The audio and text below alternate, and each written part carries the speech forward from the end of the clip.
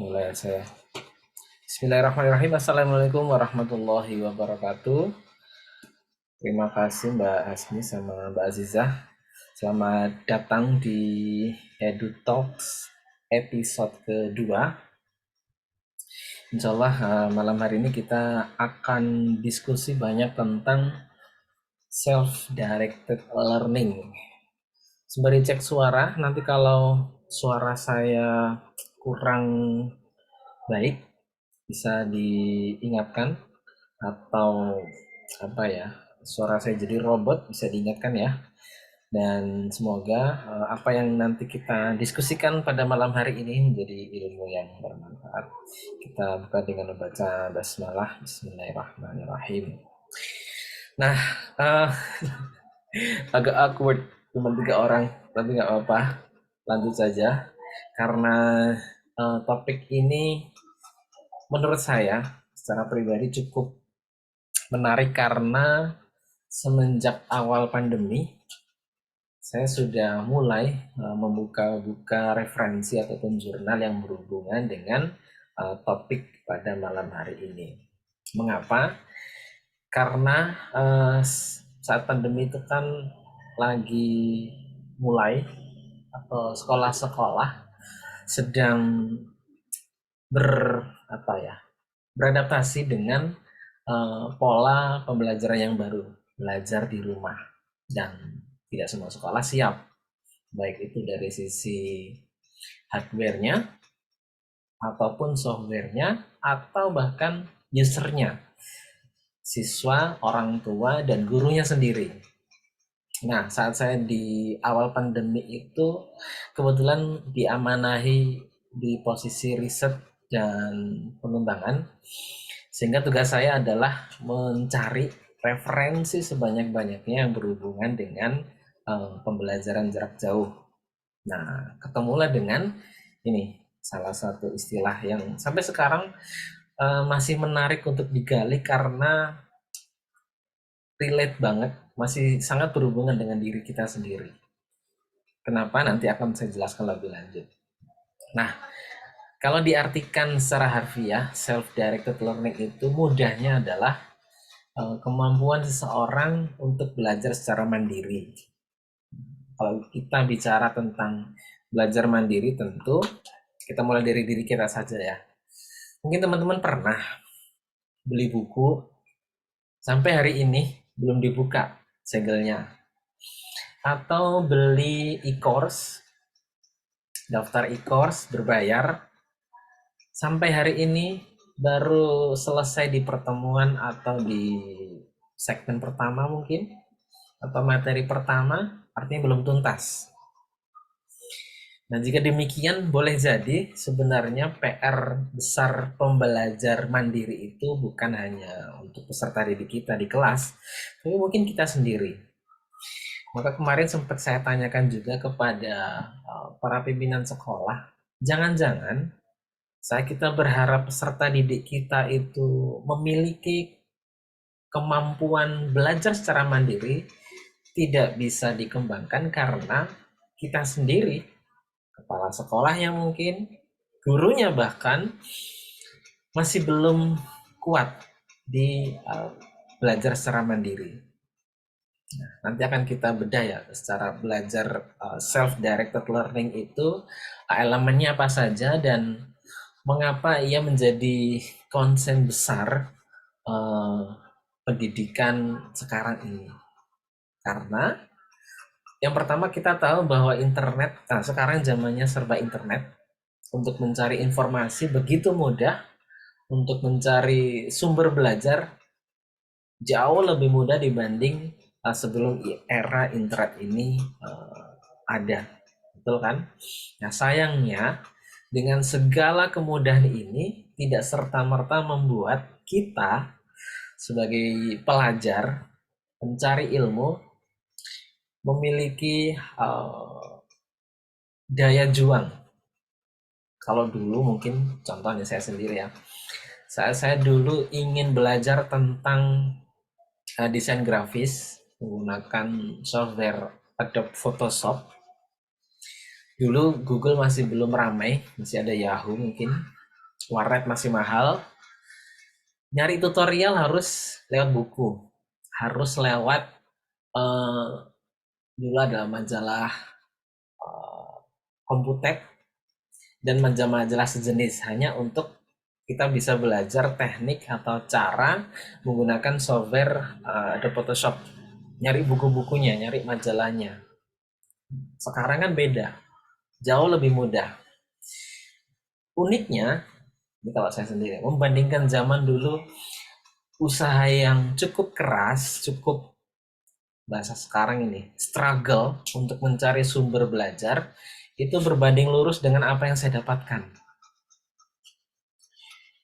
Berbanding terbalik dengan sekarang, karena semuanya begitu mudah, sambil rebahan pun kita bisa mencari tutorial, malah membuat kita jadi tidak bersegera, tidak tidak memiliki cukup rasa ingin tahu, rasa kepingin cepet bisa dibandingkan dulu. Ini saya sendiri ya, teman-teman mungkin beda dan berbeda dengan saya. Nah, eh, ini menjadi PR besar jika paradigma seperti ini membuat atau terjadi pada siswa kita. Ini nggak tahu apakah terjadi di kelas teman-teman atau tidak. Saya merasa anak-anak sekarang, generasi alfa, yang saat ini mungkin kelas PAUD, kayak SD kelas 1 sampai kelas 6, ada yang bilang SMP, itu saya berasumsi mereka cenderung lebih mudah menyerah, cenderung ingin yang instan, cenderung tidak mau melewati proses yang struggle. Nah, akibatnya apa? Akibatnya ya gimana kita bisa membuat mereka bisa belajar mandiri karena mereka sendiri untuk punya greget mencari sumber referensi sendiri, mencari solusi dari permasalahan yang kita berikan kepada mereka itu masih ogah-ogahan. Tapi uniknya, kalau kita ngobrolin masalah game, Mobile Legends, Free Fire, mereka cepet banget dan apa ya, menyediakan waktu, tenaga, dan pikiran hanya untuk mencari sesuatu yang memang benar-benar mereka butuhkan untuk game. Nah, apakah akan terjawab di sini? Boleh jadi. Nah, saya ingin teman-teman juga sembari merefleksikan ya, apakah selama ini kita sebagai pendidik itu sudah cukup self-directed dalam proses pembelajaran kita. Karena ini konteksnya bukan hanya untuk peserta didik di kelas, tapi juga kita sebagai pendidik, kita sebagai orang dewasa yang tetap membutuhkan proses pembelajaran berkelanjutan. Nah, sembari begitu, saya dulu mencari beberapa sumber referensi dan ada beberapa jurnal yang saya ambil mudahnya saja. Nah, teman-teman nanti mungkin bisa mengeksplor langsung di sumbernya. Jadi malam ini saya ambilkan secuplik yang menurut saya mudah dipahami dan harusnya bisa dipraktikkan di kelas-kelas kita. Oke, nah izin saya share screen. Saya gatel pengen nulis, pakai bolpen nulisnya. Nah, oke, kelihatan di layar ya. Oke. Ngobrolin tentang self directed learning.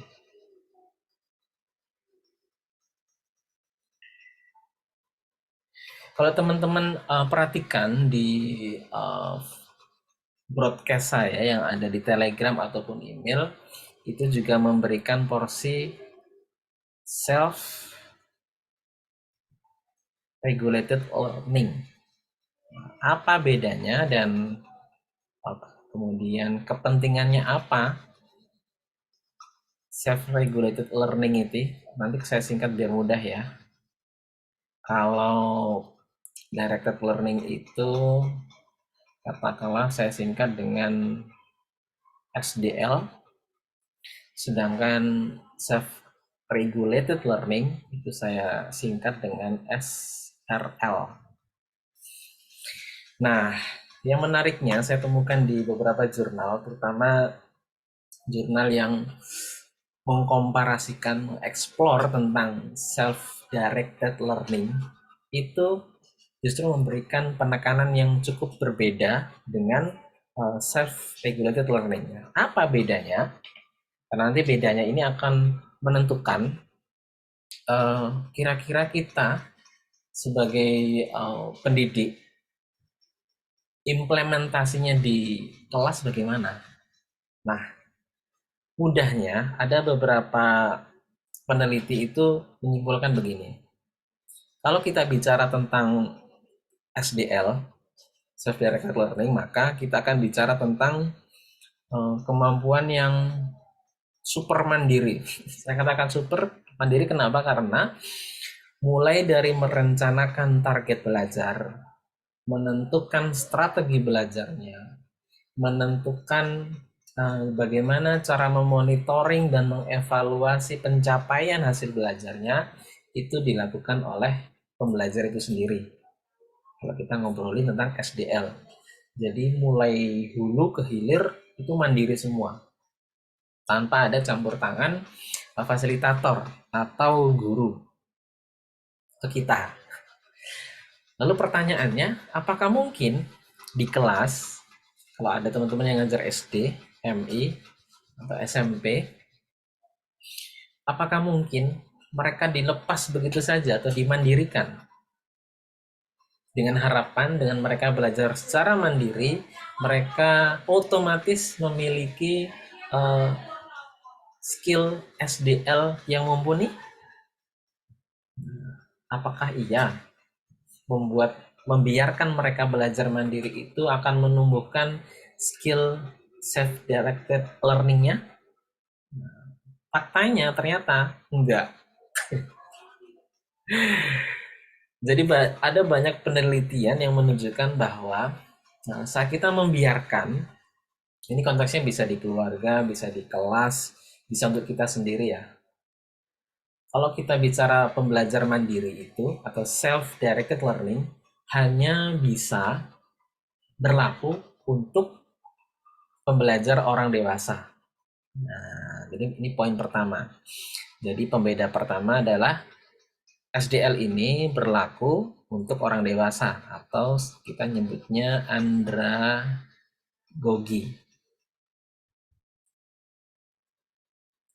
Itu satu. Kemudian yang kedua, karena SDL ini dilakukan dari hulu ke hilir, mulai dari perencanaan, eksekusi, monitoring, evaluasi, terus kembali lagi siklusnya, sifatnya makro, luas.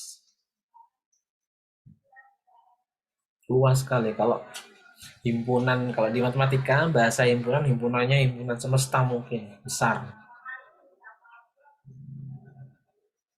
Sedangkan SRL atau self regulated learning yang merupakan pengembangan teori dari self directed learning ini agak kebalikannya nih. Apa kebalikannya? Nah, kalau tadi orang dewasa, maka self regulated learning adalah pedagogi atau pembelajaran untuk anak-anak. Meskipun nanti ada sebagian aspek yang ada di SDL ini bisa diterapkan di SRL. Kenapa? Karena sebab yang kedua, self-regulated learning ini sifatnya mikro. Artinya, di dalam himpunan besar, aktivitas-aktivitas yang berkaitan dengan SDL ini, di dalamnya ada SRL.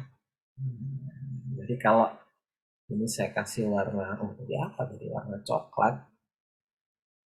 Ini. Mengapa ini SDL? SRL atau self-regulated learning-nya mungkin ada bagian kecil di sini. Atau segini. Atau segini. Sudah mulai kebayang ya. Nanti kita akan bedah terus gimana ya praktiknya. Sehingga jangan sampai kita di kelas itu sudah berekspektasi berlebihan dengan membuat mereka belajar secara mandiri tanpa kita arahkan. Lebih detailnya nanti akan saya rekomendasikan teman-teman membaca ini ya, tulisan di blog saya yang sudah saya rangkum dari materi kita malam hari ini. Nah, terus apa yang menjadi dasar dari self-regulated learning ini? Karena nanti malam ini kita akan fokus pada ini, SRL-nya. Kenapa? Karena asumsi saya, teman-teman peserta didiknya ini boleh jadi sebagian besarnya bisa kita masih membutuhkan kehadiran kita sebagai fasilitator. Kalau iya, mereka butuh kita, masih butuh kita, maka saran saya, pendekatan yang perlu kita lakukan nanti banyak yang berhubungan dengan self-regulated learning. Kira-kira begitu. Tulisan saya jadi agak jelek kalau di digital. Ya, mulai kebayang ya. Nanti kalau pengen bertanya, langsung boleh ditulis di kolom chat karena saya sendirian. Saya nggak bisa ketahuan kecuali kalau ada pop-up muncul, ada chat baru masuk. Oke? Nah, sampai sini ada yang mau ditanyakan? Jadi kita baru membahas tentang perbedaan antara self-directed learning sama self-regulated learning. Karena kalau sudah tahu bedanya nanti teman-teman jika ingin mencari referensi, kemudian melakukan penelitian sederhana terkait dengan praktik SRL ataupun SDL di kelas, teman-teman bisa explore di sini SRL-nya. Oke. Nah, bicara tentang self-regulated learning, kalau belum ada saya lanjut ya. Ada yang menuliskan secara definisi begini, apa sih yang dimaksud dengan self-regulated atau self-regulation? Yaitu kemampuan untuk mengelola, mengatur perasaan atau emosi dan perilaku. Perilakunya saya simbolkan ini, sepatu. Jadi kalau kita bicara tentang regulasi diri atau bagaimana kita mengelola diri atau self-regulated dalam konteks pembelajaran, maka kita akan bicara dua hal. Yang pertama, peserta didik itu mampu mengelola emosinya, perasaannya, dan mengendalikan perilakunya. Untuk apa? Ya untuk mencapai target belajar yang kita inginkan. Nah, detailnya nanti gimana? Atau bagaimanakah cara memahami ini lebih mudah? Saya sarankan teman-teman nanti explore di ini, namanya teorinya Albert Bandura. Muncul beginian, pencet Albert Bandura, namanya triadik resiprokal. Mas kok sulit-sulit begini sih? Abaikan istilah-istilah yang baru, cukup fokus pada esensinya saja atau apa yang dipahami. Nanti akan tahu nih maksudnya apa sih.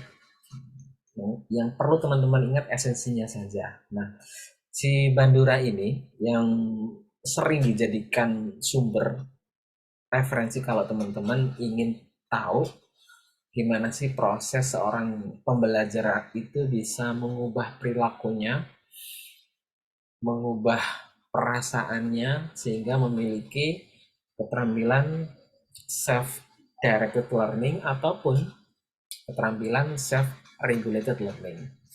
Dan saya tahu teori ini bukan dari baca buku pada awalnya, tapi saat saya mengunjungi salah satu sekolah boarding di daerah Batu Malang, dan direkturnya itu menceritakan tentang dasar teori yang dipakai untuk membentuk karakter siswa-siswinya di sana. Saya cerita dulu deh. Nah, jadi di pondok ini atau di boarding ini levelnya SMA. Jadi pada masa orientasi, kalau kita kan MPLS-nya itu mengenalkan lingkungan sekolah, fasilitasnya, peraturannya, kenalan sama gurunya, kenalan sesama siswanya, adik kelas, dan kakak kelas, dan seterusnya. Nah, tapi kalau di sekolah ini, eh, masa orientasi mereka itu ada narasumber yang didatangkan. Ada dari teman-teman militer untuk melatih disiplinnya mereka, ada teman-teman yang dari ustadz-ustadzah yang tahsin dan tahfidnya bagus didatangkan, dan tentu saja ada peran guru serta para pimpinan-pimpinan sekolah yang terlibat di masa orientasi siswa tersebut. Nah, kerennya, saya bicara kerennya adalah saat selesai masa orientasi siswa ini, mereka diwajibkan menulis semacam blueprint hidup mereka. Kalau bisa dibilang sih seperti rencana hidup. Jadi anak-anak yang mau masuk kelas 10 level SMA ini di masa orientasi siswanya atau MOS-nya, MPLS-nya, itu diwajibkan menulis, membuat peta jalan hidupnya. Dia nanti lulusnya tahun berapa, kemudian setelah lulus SMA itu mau ngapain, mau kuliah apa, setelah kuliah itu mau ngambil S2 kah, atau malah ingin bekerja, atau ingin membuat usaha, dan lain-lain. Nah, mereka bukukan atau mereka membuat peta itu di buku sekaligus di slide, dan mereka mempresentasikan rencana hidupnya itu ke depan orang tuanya dan ke guru-gurunya serta ke teman-temannya, semua anak. Jadi kayak sidang skripsi, tapi dia kayak di sidang untuk mempresentasikan peta jalan hidupnya. Sembari mereka di wisuda MOS. Jadi di MOS itu sudah di wisuda bahwa dia telah lulus masa orientasi, ada namanya kok saya lupa namanya. Intinya mereka dilatih sama militer tadi dan seterusnya ya. Nah, kan keren banget. Ternyata kerennya bukan sampai di situ, tapi kerennya adalah di sekolah ini sudah menerapkan sistem SKS sama kayak kita kuliah dulu. Jadi dia yang menentukan semester ini saya mau ngambil berapa SKS, mata pelajarannya apa saja, dan berapa lama. Saya mau ngambil ekskul apa, saya mau ngambil pengembangan diri saya apa. Itu ada sistemnya. Berarti kan kita nyambung ke topik kita malam hari ini ya. Memastikan mereka mandiri dalam merencanakan, melakukan, memonitori sampai dengan evaluasi. Ternyata rahasianya di sini.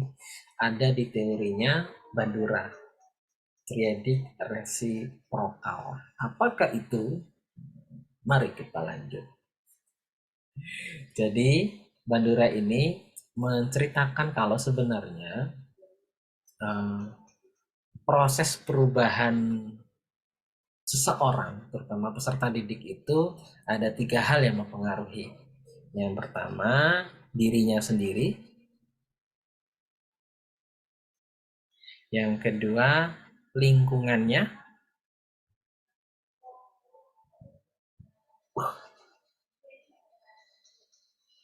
Yang kedua, perilaku atau aktivitas yang dibiasakan.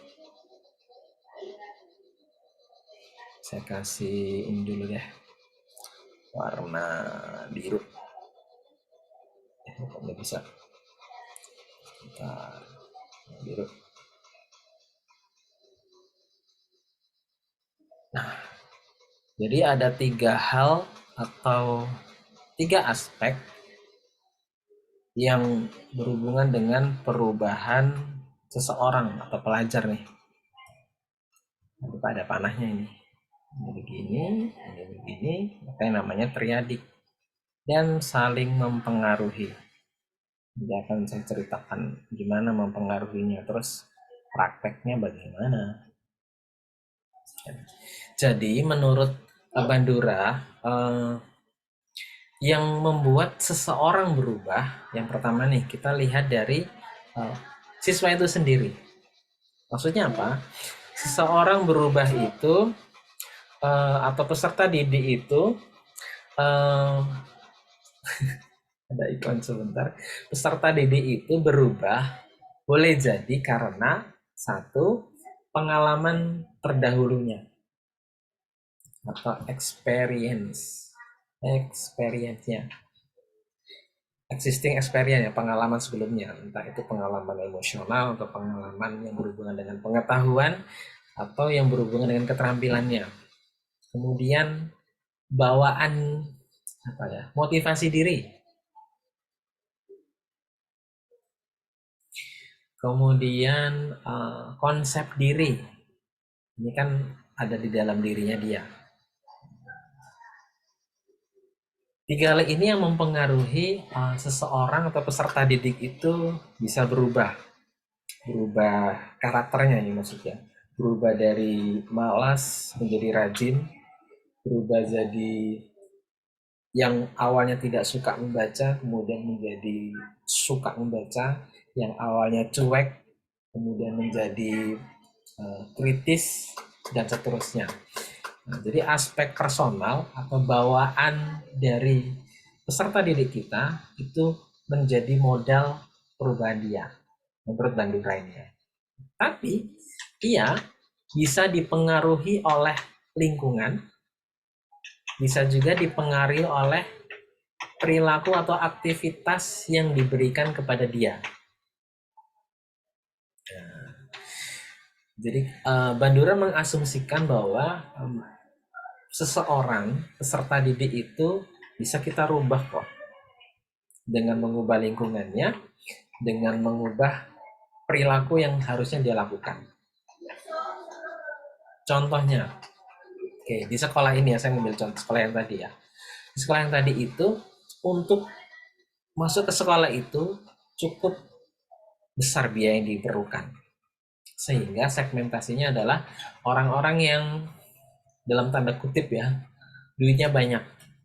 Selain duitnya banyak, rata-rata yang sekolah di situ adalah orang-orang pejabat eselon. Bahkan ada ini, wakil gubernur Jawa Timur, itu putranya boarding di sana. Asumsi, kita bisa berasumsi bahwa berarti anak-anaknya ini agak manja ya. Dan iya, faktanya mereka manja-manja, meskipun tidak semuanya ya. Padahal mereka harus boarding, mereka harus dituntut mandiri, tadi ya, punya self-directed learning yang kuat.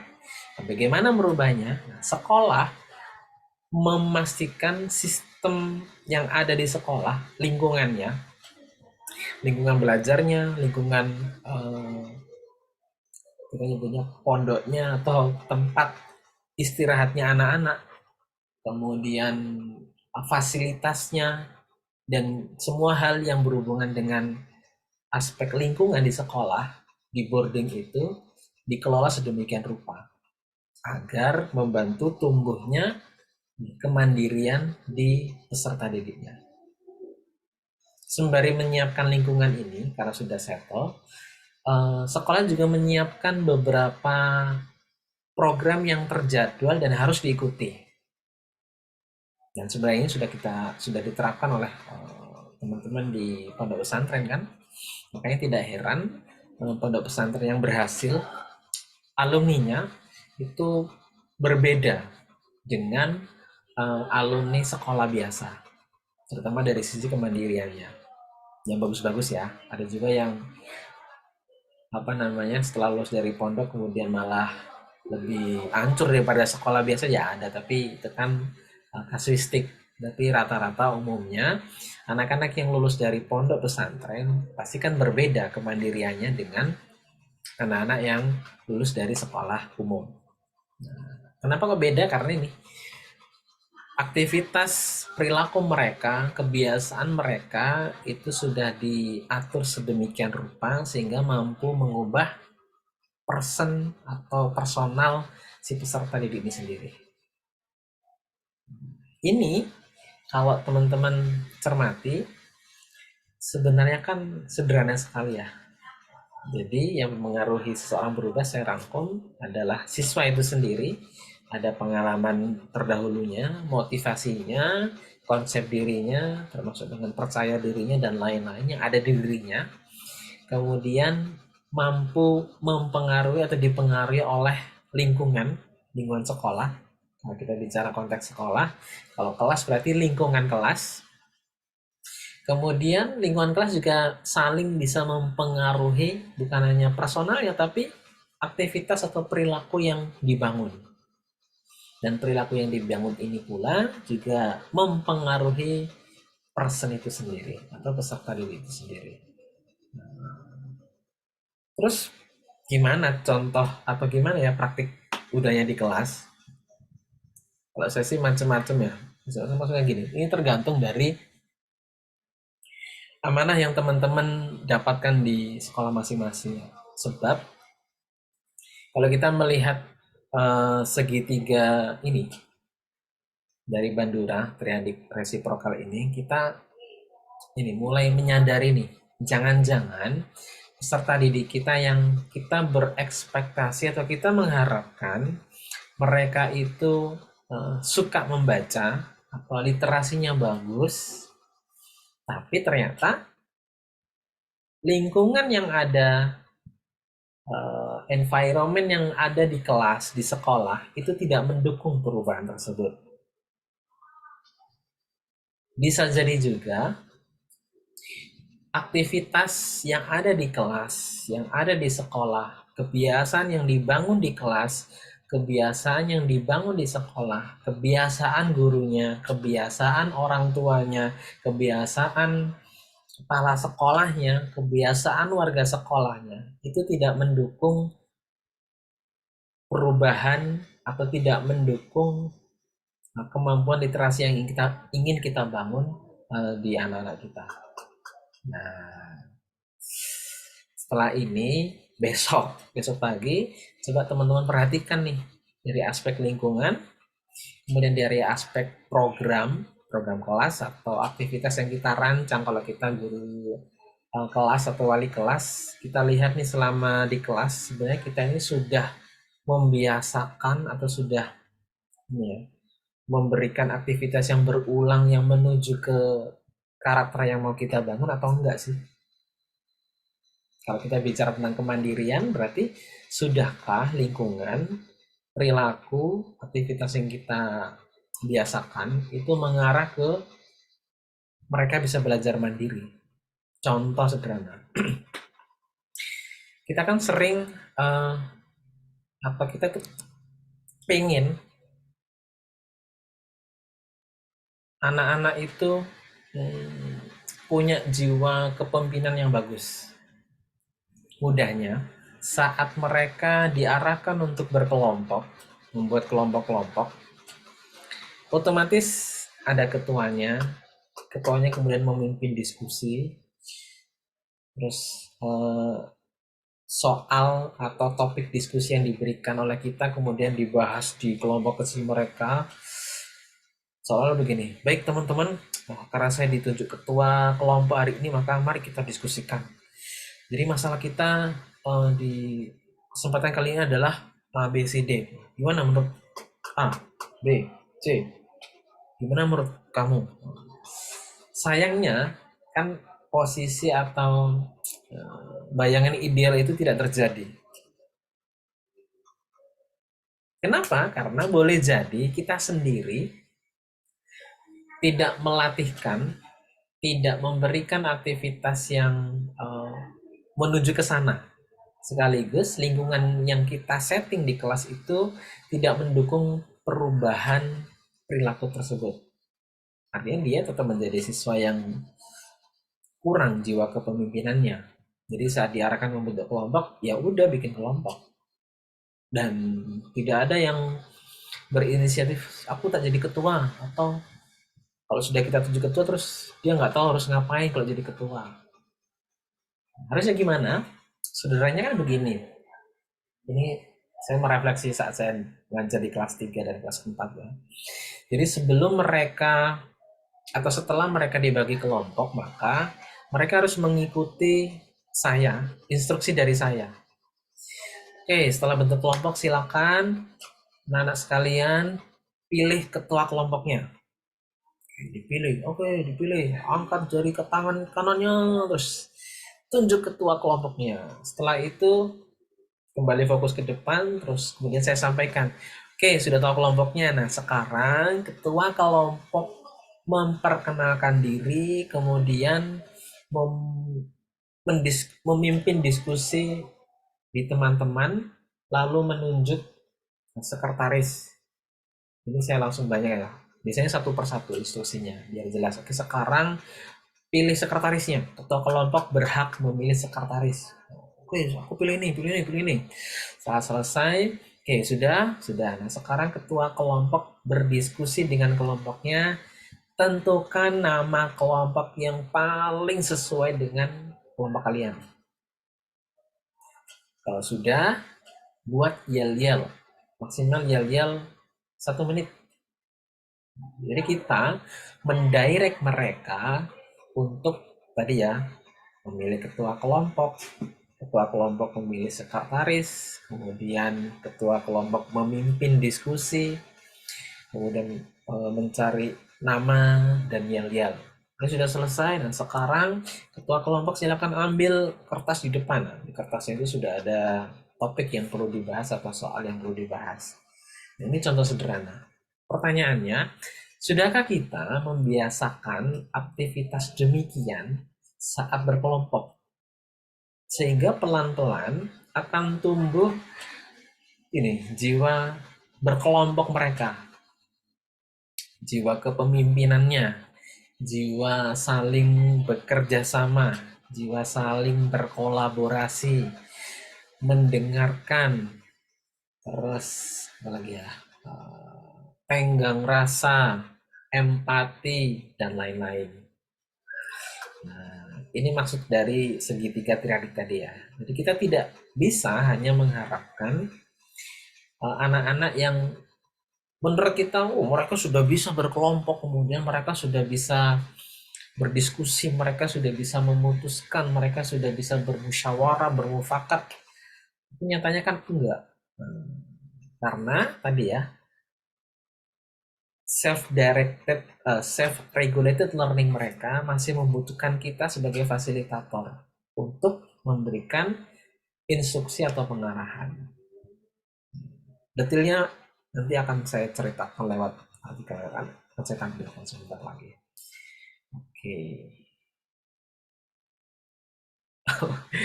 Ada pertanyaan nih dari Bu Rita.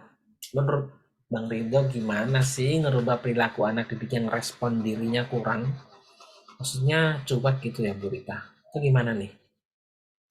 Boleh diceritakan lebih ini, lebih rinci yang respon kurangnya itu gimana? Dia diem aja atau dia pasif atau dia apa? Bisa nggak Bu Rita cerita cerita ini? Makasih Bang Ridho, luar biasa malam ini ya materinya. Ya, Walaupun sudah pernah sedikit mendengar, ini ya, menjadi mereview kembali ya. apa yang sudah pernah didengarkan dulu.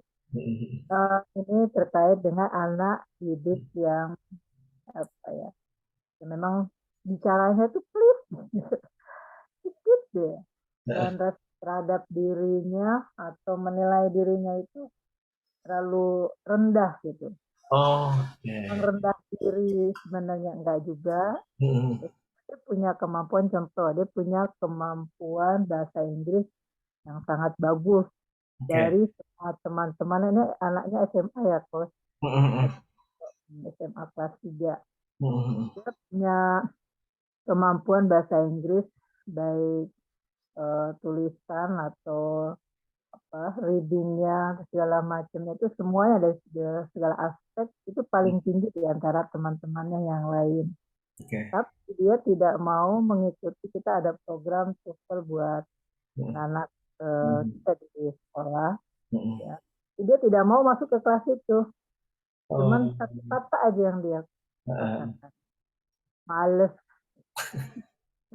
Ya. Dan kalau ngomong memang ya suci sekali ngomongnya. Kayaknya kalau membuat dia bisa tersenyum, itu seperti dunia bergembira kepadanya. Nah, itu kira-kira Bang Ridho. Oke, baik. Terima kasih berita pertanyaannya.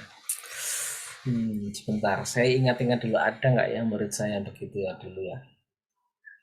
Nah, sembari saya ingat-ingat, kalau dengar ceritanya Bu Rita ini, saya konfirmasi Bu Rita ya.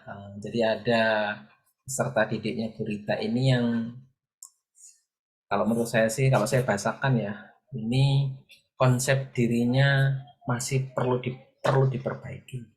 Konsep tentang dirinya yang dia jadi kurang percaya diri, tidak percaya akan kemampuannya sendiri atau tidak menyadarinya, dan berakibat pada saat ada kesempatan, ada peluang yang menurut kita sebagai pendidik ini bermanfaat buat dia jadi nggak mau terlibat dengan berbagai alasan.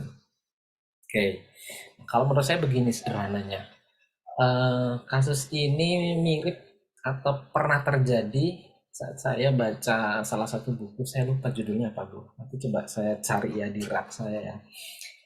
Saat ngisi di radio SAS FM kalau nggak salah, Suara Akbar Surabaya.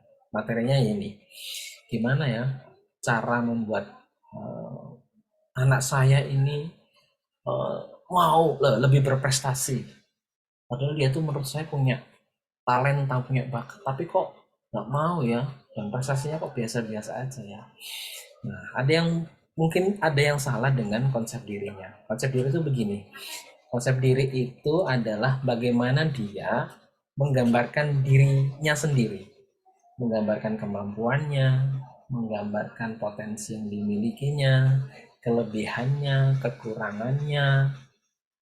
Jadi seolah-olah dia melabeli dirinya sendiri tentang konsep diri. Nah, apa yang membentuk konsep diri ini? Ada yang bilang begini secara teorinya ya, Bu Rita dan teman-temannya. Satu, muara dari konsep diri ini ada pada rasa percaya diri akan dirinya sendiri. Bagaimana cara menumbuhkan kepercayaan diri? Nah, ini macam-macam nih.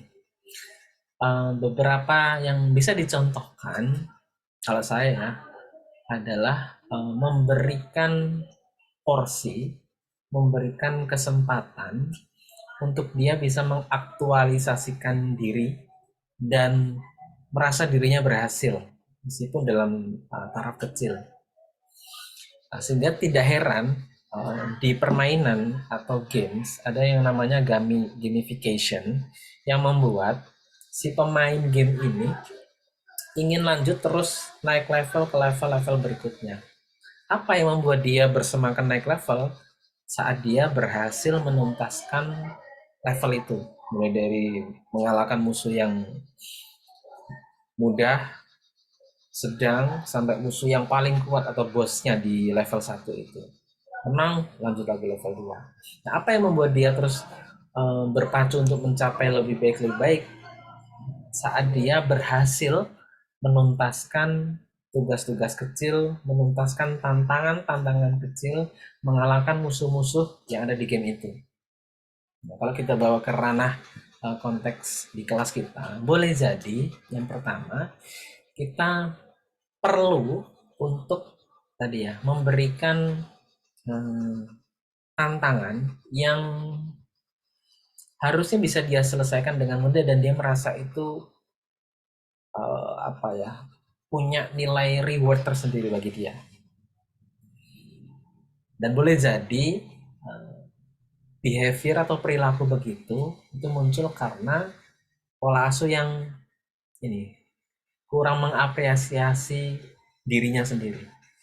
Maka di buku yang saya baca itu, penulis menggaris bawahi betul bahwa sebagai orang tua di rumah, dan kalau yang baca ini guru, pastikan mereka cukup mendapatkan apresiasi.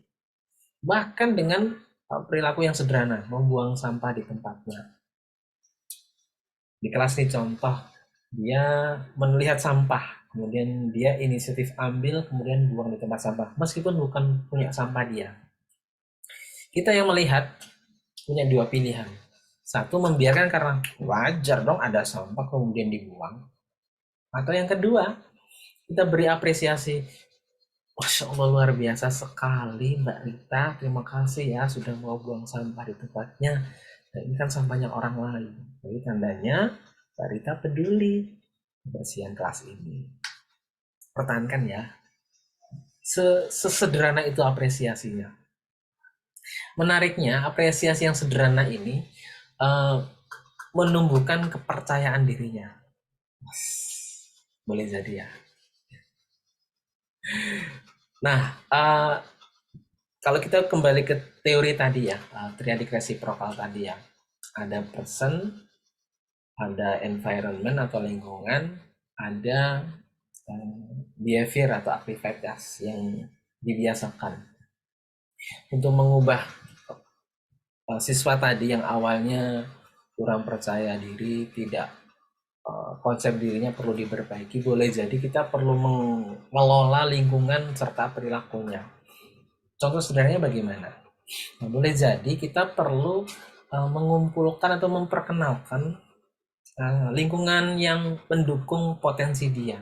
Tadi kan sudah mau diarahkan ke lingkungan yang menurut kita itu mau membantu dia ya. Nah ini menarik nih.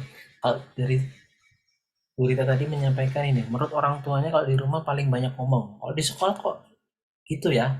Nah, kita berarti tandanya kita perlu menggali lebih lanjut nih Gurita. Karena saya menemukan itu saat di boarding ya. Dia itu pinter bahasa Inggris, kemudian dia itu berprestasi tapi nggak punya teman.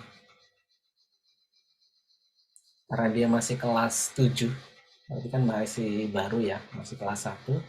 Saya tanya tuh dia sama teman-temannya. Kebetulan saya itu tuh dia jadi talent saya untuk ambil video saat saya jadi humas. Saya tanya, Mbak, kalau kamu nggak mau sendirian, coba cari teman. Terus dia nunduk. Kenapa? Nggak ada yang mau. Nah, kenapa nggak ada yang mau? Dari sebanyak itu teman-temannya masa nggak ada yang mau? Ternyata saya tahunya kemudian bahwa dia nggak punya teman dekat. Dan bahkan teman-teman seniornya dia, kelas 8 9, itu justru membuli dia. Entah, membuli itu macam-macam ya. Bisa membuli secara verbal ataupun membuli secara perilaku. Tidak diajak. Kemudian agak dijauhi, tidak didekati. Itu kan bentuk bully-bully yang tidak fisik ya. Apakah mungkin eh, jadi lingkungan itu mempengaruhi dia sehingga dia berperilaku demikian di sekolah? Boleh jadi. Maka ini perlu digali bareng-bareng nih Bu Rita sama mungkin orang tuanya ya, yang tahu kalau dia nggak berdiri berarti kan sorenya sudah pulang di rumah. Perlu digali ini kenapa dia berperilaku demikian di sekolah. Saya meyakini pasti ada sebab-sebabnya macam-macam ya, entah lingkungan teman-temannya, seniornya, atau terjadi pergolakan dalam dirinya. Nah, ini perlu dicari lebih lanjut kita. Tapi sepemahaman saya, konsep diri yang belum terbentuk itu boleh jadi diakibatkan karena dia merasa kurang percaya diri. Kenapa kurang percaya diri? Karena belum dapat apresiasi yang cukup. Tapi kalau tadi sudah dibilang di rumah dapat apresiasi yang cukup, nah kalau di sekolah bagaimana? Apakah apresiasi yang diperoleh itu sama banyaknya seperti di rumah? Dan apakah apresiasi itu tulus atau yang lainnya? Nanti kita bisa bedain lagi ya Bu Rita ya. Oh, ini bisa panjang nih. Oke, semoga bisa menjawab. Saya ke pertanyaannya Mbak Azizah, bagaimana dengan siswa SMP yang masih belum tumbuh rasa tanggung jawabnya untuk belajar mandiri di rumah, sedangkan saat diberikan beberapa latihan soal yang ditujukan agar di rumah mereka bisa eksplor pengetahuan terkadang tidak dikerjakan. Meski tidak semua, namun masih ada beberapa di antara mereka yang seperti itu. Oke, terima kasih Mbak Azizah. Ini mah hampir semua ya terjadi di saya sendiri ya. Zaman belum ada internet, perilaku begini ya juga terjadi karena ayah saya guru matematika dan guru yang terkenal keras. Kemudian kalau menemukan ada anak yang nggak ngerjain PR, tugas, itu sudah siap buku paket yang tebel itu dipukul ke sininya, ke tangannya. Nggak sakit sih, cuman kaget aja karena suaranya kan keras, buku paket besar itu. Nggak sakit tapi malu karena malunya yang besar karena di hadapan teman-temannya. Terus gimana? Nah, ini perlu dilatih ya, Mbak Aziza ya. Dilatih gimana? Seperti yang saya ceritakan tadi ya, kembali ke teorinya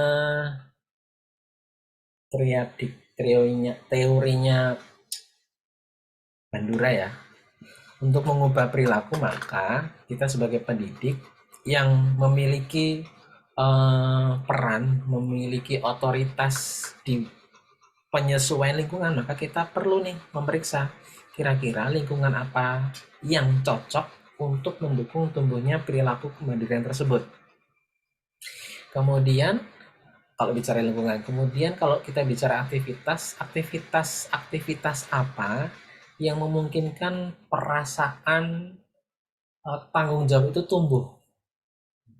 Karena sekali lagi ini proses, bukan waktu semalam dua malam kemudian dia tiba-tiba berubah, tapi proses dari aktivitas-aktivitas yang kita berikan beserta dengan tadi saya nyinggung ada apresiasi, ada reward, ada konsekuensi, ada motivasi yang kita berikan, dan lain-lain.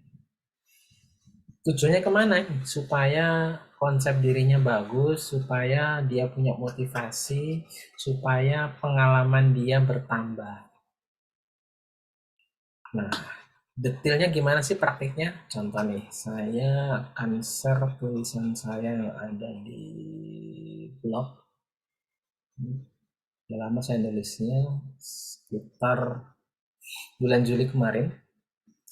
Jadi judulnya ini, belajar mandiri bakalan sulit bikin pelajar itu memiliki perilaku mandiri dalam belajar.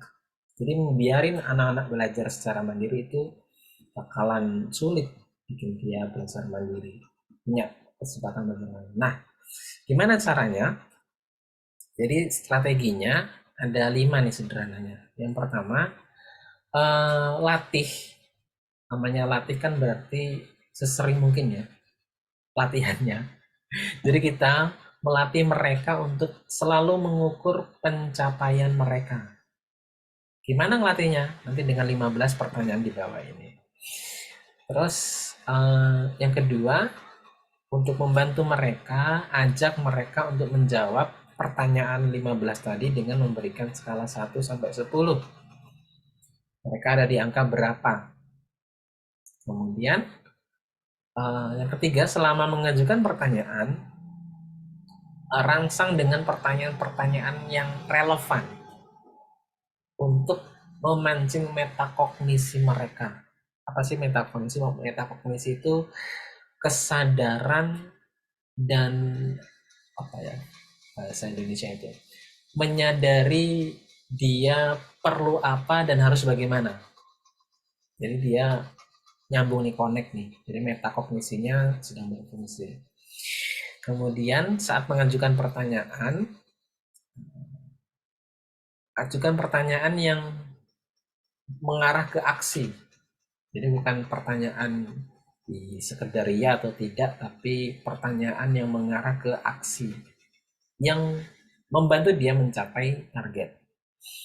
Kalau perlu, beri contoh atau kita yang mencontohkan atau kita yang memodelkan.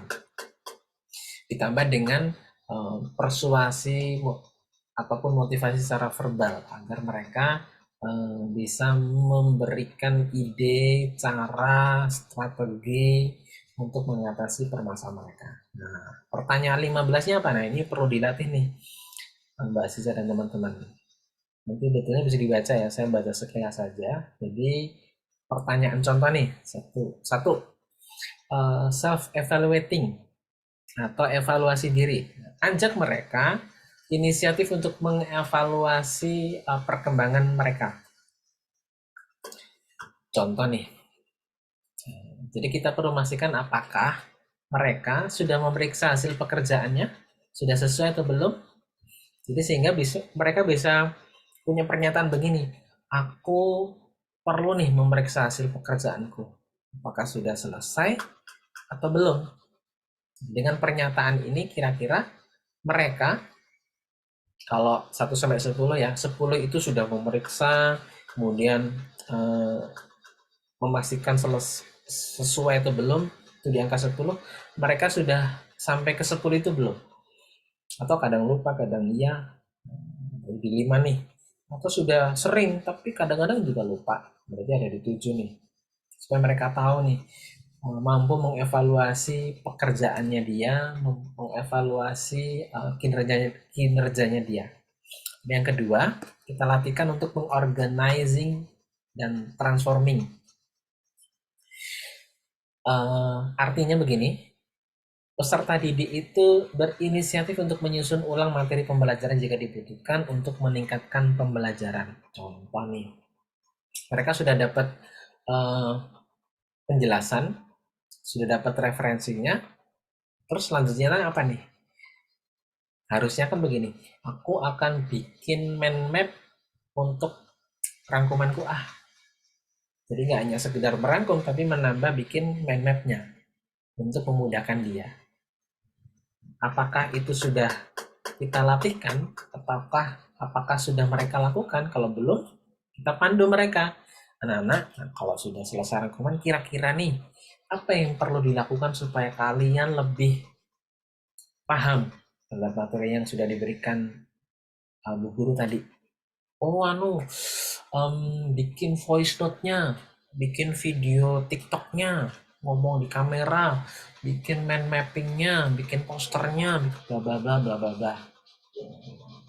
Kalau belum muncul jawaban itu, nah terus kita rangsang atau kita beri contoh, kita modelkan. Oh, gimana kalau bikin mind map? Tahu mind map? Oh, jadi nggak tahu mind map lagi. Yang ketiga lagi ya, goal setting dan planning. Pertanyaan ketiga ini, peserta didik itu bikin target dan bikin rencana untuk mencapai target tersebut. Contoh, kurang sebulan lagi itu ujian akhir semester. Kira-kira apa yang bisa kamu rencanakan supaya di akhir semester nanti kamu dapat nilai yang baik di matematika pelajarannya Bapak hari ini, sekarang? Kita bantu mereka, kita rangsang mereka dengan pertanyaan. Supaya apa? Karena ini latihan kan ya.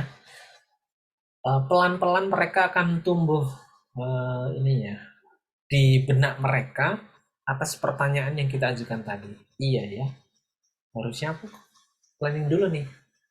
Kalau belum relate, cari contoh yang berhubungan dengan dunia mereka. Contoh, di Mobile Legend itu kan mainnya ngetim sama teman partinya mereka kan. Nah, sebelum mereka melakukan serangan, biasanya kan mereka perlu menyusun strategi nih untuk menang. Kalau teman-teman tanya ke mereka, Mobile Legend aja kalau pengen menang, butuh strategi, butuh rencana sama teman-teman. Kamu bagian apa, aku bagian apa, si B bagian apa, dan seterusnya. Nah, kalau matematika pengen dapat poin sempurna 100, kira-kira perlu nggak rencana? Perlu nggak strategi? Perlu. Kira-kira apa strateginya? Ya belajar. Belajarnya gimana? Nah, kita gali mereka. Kalau SMA lebih mudah kan menggalinya. Mereka punya gagasan, mereka punya ide untuk menyusun strategi rencana untuk mencapai tujuannya.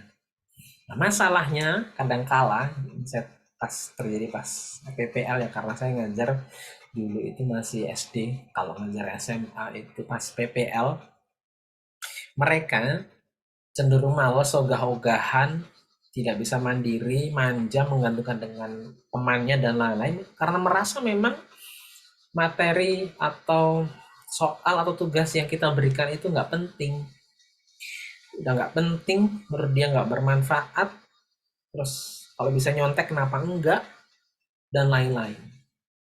Nah, berarti kan yang perlu kita perbaiki adalah cara berpikir dia atau paradigma dia terhadap tugas yang kita berikan.